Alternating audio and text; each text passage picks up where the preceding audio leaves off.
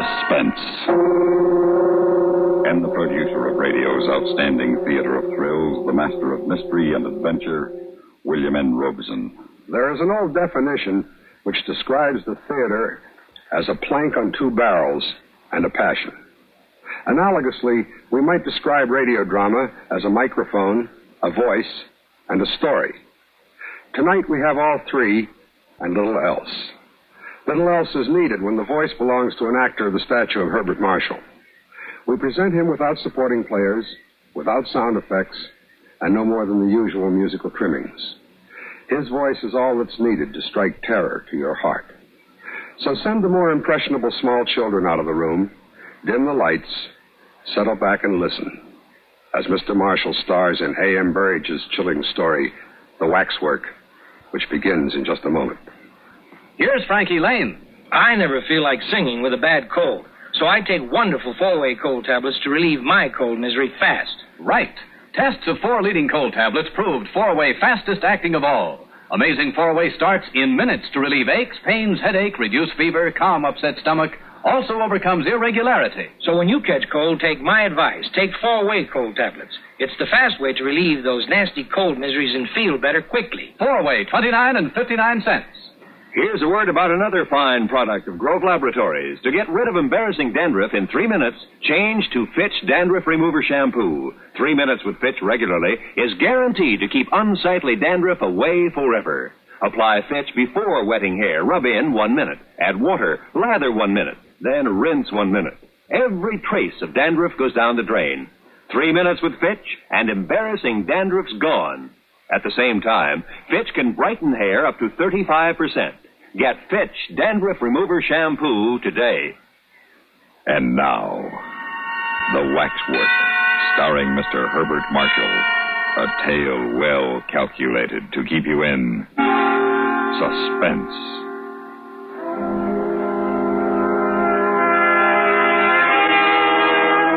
While the uniformed attendants of Mariner's Waxworks were ushering the last stragglers through the exit, the manager sat in his office interviewing Raymond Hewson, a young journalist somewhat down on his luck. The manager was speaking. It used to be said years ago that Madame Tussauds would give a man £100 for sleeping alone in the Chamber of Horrors. I hope you don't think that we have made any such offer, Mr. Hewson. By the way, what is your paper? I'm freelancing at present. However, I should find no difficulty in getting the story printed. The Morning Echo would use it like a shot. A night with Mariner's murderers. Very well, Mr. Hewson. I must warn you, it's no small ordeal that you're proposing to undertake. I own I shouldn't care to take it on. I should hate having to spend the night alone in the murderer's den. Why? Well, those waxworks represent the lowest and most appalling types of humanity. The whole atmosphere of the place is unpleasant, and if you are susceptible to atmosphere, I warn you that you are in for a very uncomfortable night. Hewson had known that from the moment the idea had first occurred to him. His soul sickened at the prospect. But here was a chance not to be missed. The price of a special story in the Morning Echo. Besides, if he wrote the story well, it might lead to an offer of regular employment. The manager smiled and rose. Well, I think the last of the people must have gone by now. Oh, one condition I'm afraid I must impose on you. I must ask you not to smoke. We had a fire scare down there this evening. I don't know who gave the alarm, but whoever it was a false one. Fortunately, there were very few people down there at the time, or there might have been a panic. And now, if you're ready, I'll take you down to the murderer's den.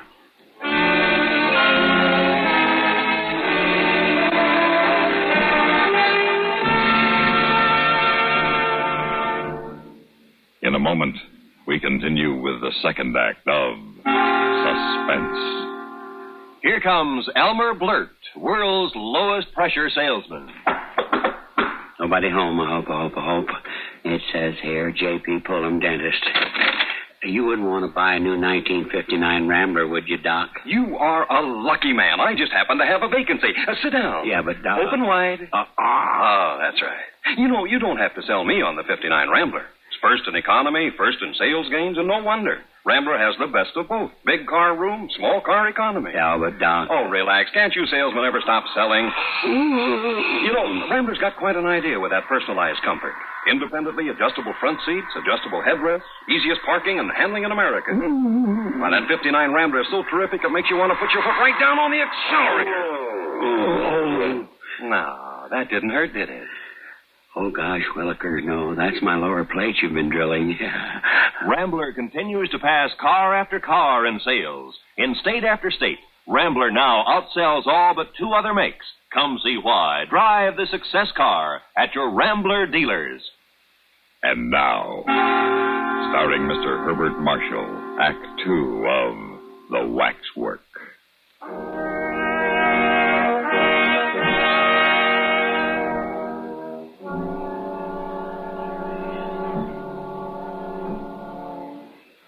Murderer's Den in Mariner's Waxworks was an eerie and uncomfortable chamber. A chamber whose atmosphere invited its visitors to speak in whispers. The Waxwork murderers stood on low pedestals. Recent notoriety has rubbed dusty shoulders with the old favorites. Thurtell, the murderer of Weir, stood as if frozen in the act of making a shop window gesture to young Bywaters. There was Lefroy, the poor half-baked little snob who killed for gain so that he might ape the gentleman. Within a few yards of him sat Mrs. Thompson, that erotic romanticist, hanged to propitiate the British middle-class matronhood. Charles Peace, the only member of the vile company who looked uncompromisingly and entirely evil, sneered across at Norman Thorne. The manager pointed out several of the more interesting of these unholy notabilities. That's Crippen. I expect you recognize him. Insignificant little beast who looks as if he couldn't tread on a worm. That is Armstrong. Looks like a decent, harmless country gentleman, doesn't he? There's old Vaquier. You can't miss him, of course, because of his beard. And this one. Who's that? Hewson asked in a whisper. Oh, have a good look at him. This is our star. He's the only one of the bunch that hasn't been hanged. The figure which Hewson had indicated was that of a small, slight man, not much more than 5 feet in height.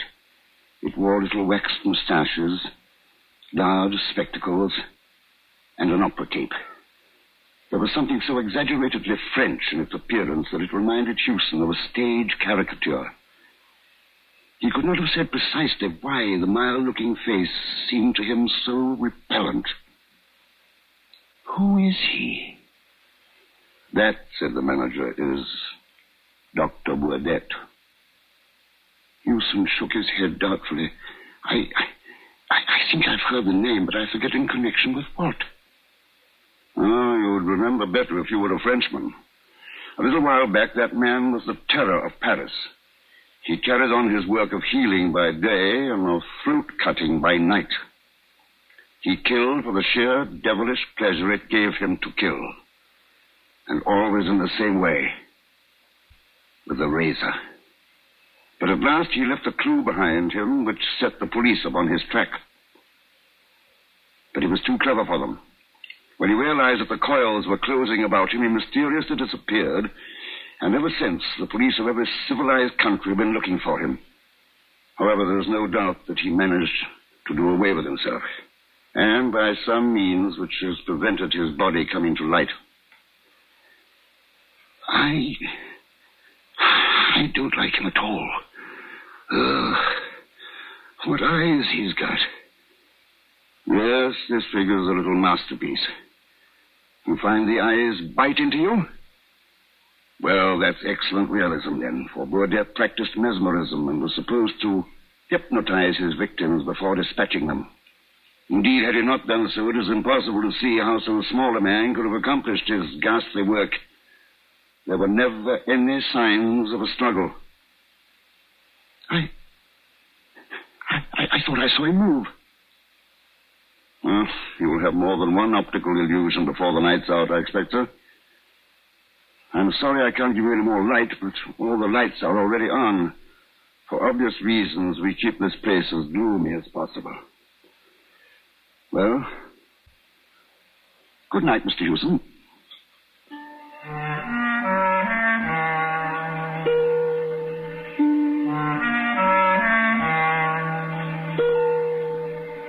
The manager had provided an armchair for Hewson, who immediately turned it so that his back was towards the effigy of Dr. Burdett. For some undefined reason, he liked Dr. Burdett a great deal less than his companions. The dim, unwavering light fell on the rows of figures which were so uncannily like human beings that the silence and the stillness seemed unnatural and even ghastly. He missed the sound of breathing, the rustling of clothes, the 101 minute noises one hears when even the deepest silence has fallen upon a crowd. And the air was as stagnant as water at the bottom of a standing pond. It must be like this at the bottom of the sea, he thought. He faced the sinister figures boldly enough. They were only waxworks. So long as he let that thought dominate all others, he promised himself that all would be well. It did not, however, save him long from the discomfort occasioned by the waxen stare of Dr. Burdett, which he knew was directed upon him from behind. The eyes of the little Frenchman's effigy haunted and tormented him, and he itched with a desire to turn and look. At last, the compulsion was too great, and he slewed his chair round and looked behind him. The image of the dreadful little doctor seemed to stand out with a queer prominence. Hewson flinched before the parody of mildness which some fiendishly skilled craftsman had managed to convey in wax, met the eyes for an agonized second, and turned again to face the other direction. He is only a waxwork like the rest of you. You are all only waxworks. They were only waxworks, yes, but waxworks don't move. Not that he had seen the least movement anywhere, but it struck him that in the moment or two while he had looked behind him, there had been the least subtle change in the grouping of the figures in front. Crippen, for instance, seemed to have turned a degree to the left.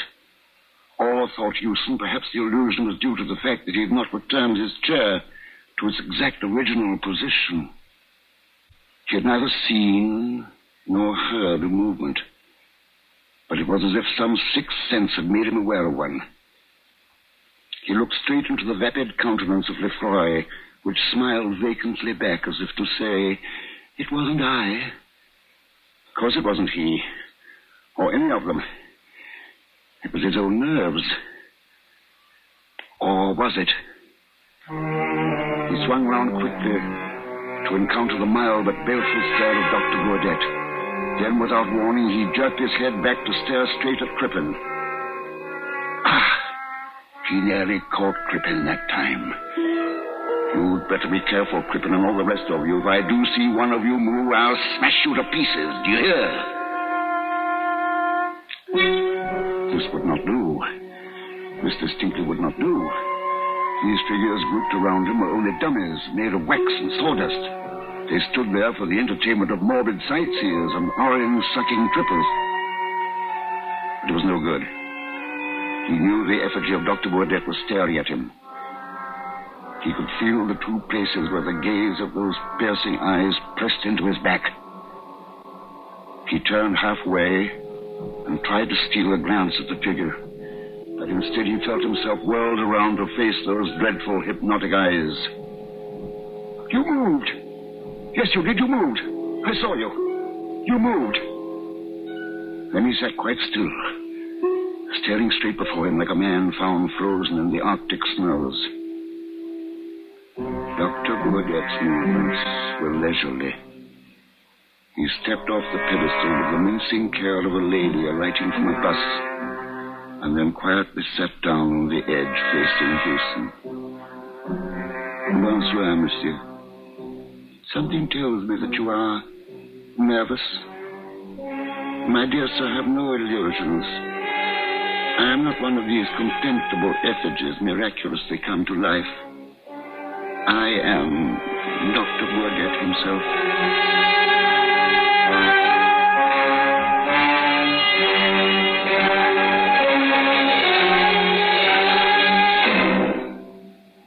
a moment, we continue with the third act of Suspense. Do you know about the little white tablet in the little green pocket roll? Just a-waiting for the moment when you need 'em to bring your acid indigestion under control. Tums are the little white tablets in the little green pocket roll. Tums for the tummy, Tums, bring relief quicker than you'd ever guess. Best for any kind of acid distress. Keep 'em handy in the pocket roll. Keep your tummy under Tums control.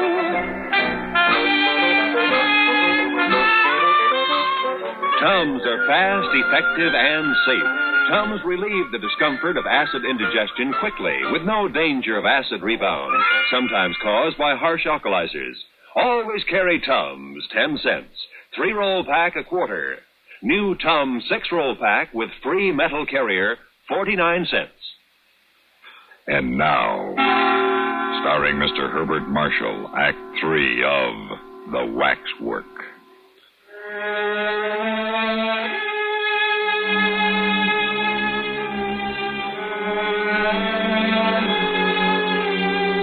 Houston sat immobile, staring at the mild-little murderer. He could see, he could hear, but he could not move a muscle, and he could not tear his eyes away from Dr. Beaudet's hypnotic eyes. The doctor continued in his easy manner. The circumstances have made it desirable that I should live in England. I was close to this building this evening when I saw a policeman regarding me a little too curiously.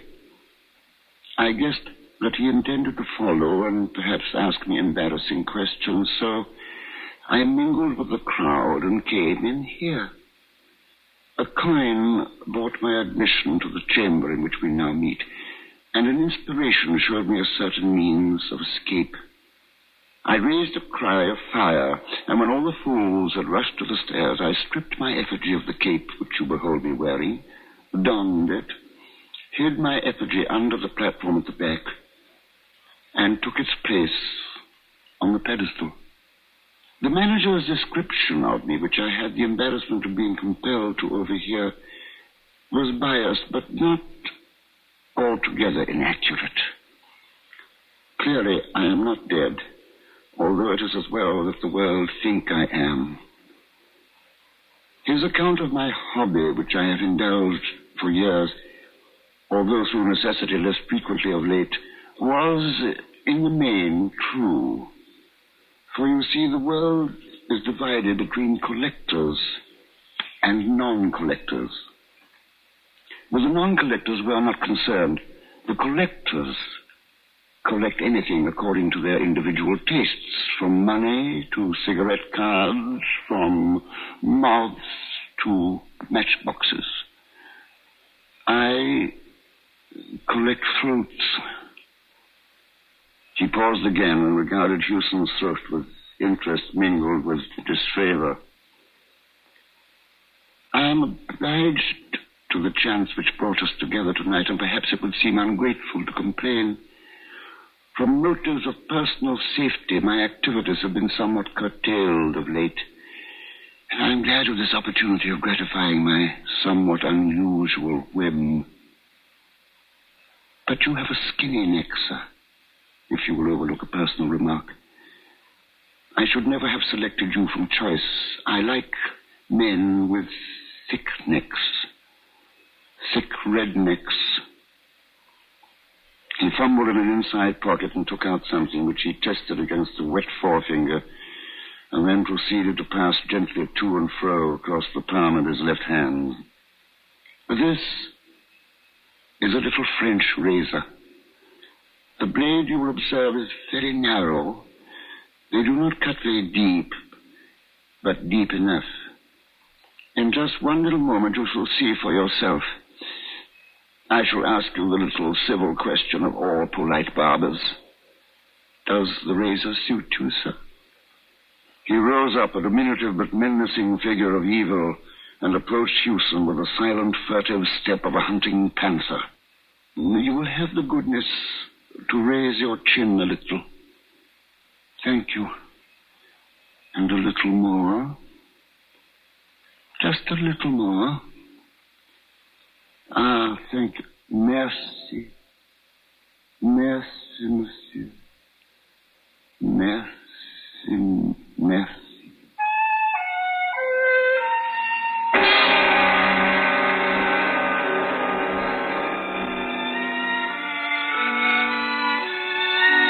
Over one end of the chamber was a thick skylight of frosted glass, which by day let in a few sickly and filtered rays from the floor above. After sunrise, these began to mingle with the subdued light from the electric bulbs, and this mingled illumination added a certain ghastliness to a scene which needed no additional touch of horror. The waxwork figures stood apathetically in their places, waiting to be admired or execrated by the crowds who would presently wander fearfully among them.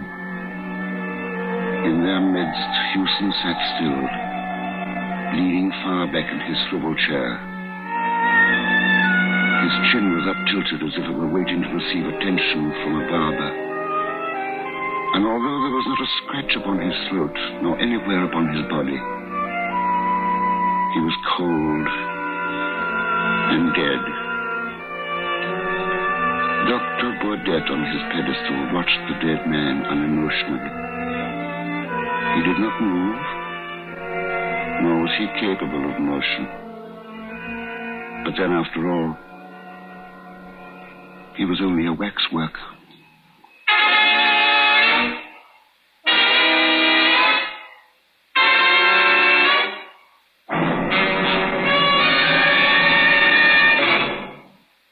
Suspense, in which Herbert Marshall starred in William N. Robeson's production of The Waxwork, written by A.M. Burridge and adapted for radio by Mel Donnelly.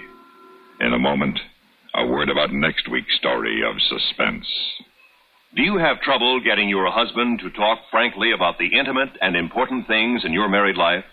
All too often, a husband's reluctance to talk about sex, money, or the children can destroy a happy marriage. Be sure to read one woman's real-life solution to this problem in the new March issue of McCall's magazine, now at your favorite newsstand. In all, you'll find more than 40 exciting features in this big new issue of McCall's. Read 15 practical, down-to-earth ideas on how you can earn an extra $1,000 this year by doing just a few hours' work each week.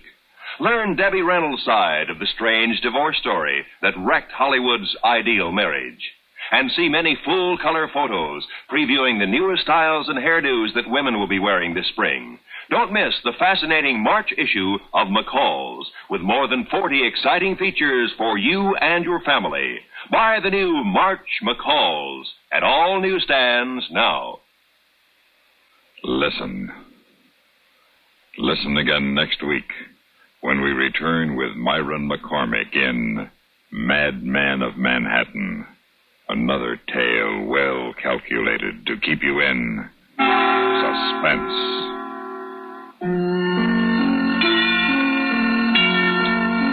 The latest news follows, then Have Gun Will Travel on the CBS Radio Network.